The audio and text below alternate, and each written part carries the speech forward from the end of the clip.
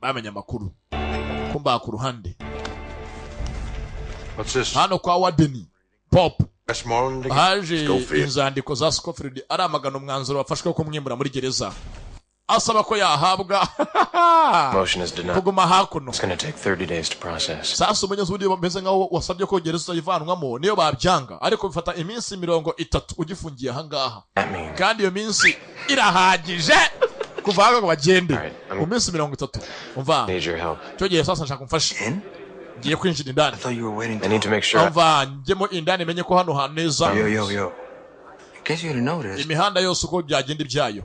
we got a live studio audience, Fash. Akanga amatara arimo araka amatara kandi bwa bindi kibazo abantu hakurya bose barimo barakureba.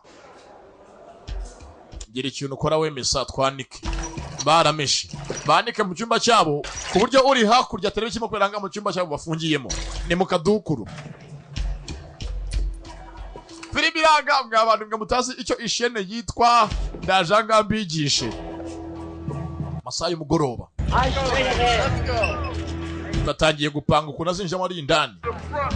Keep it moving. Umanga abantu batunga urufunguzo rw'icyumba cya Fande. Icyumba cya Fande urufunguzo bararushaka bajye kurucura cyangwa barucurisha.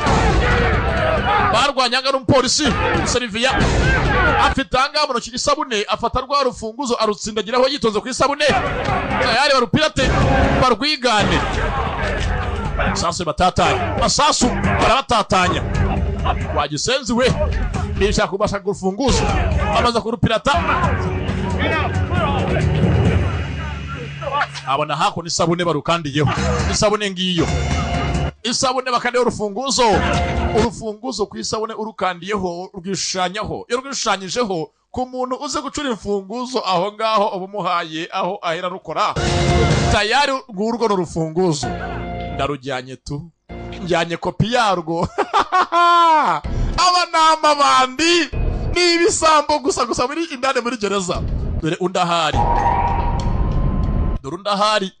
masaha y'umugoroba bari barimo baratanga bajye mu byumba byabo saa 11 z'umugoroba zishyira saa 12 saa moya zimaze kugera z'umugorobye avayo yinjiyemo hasi mu rukuta ahaca imiriro n'amazi kira kintu amatiyo yose ahurira niho yaciye. Gereza irubakitse arayizi ari mu bayipanze bajya kuyubaka afite blueprint yayo yose ku mubiri we azamuka yitonze. Michael Scofield iyi ni episode ya 5 tureba aracyari Junior da Polemia umuhungu wanyu ubagezaho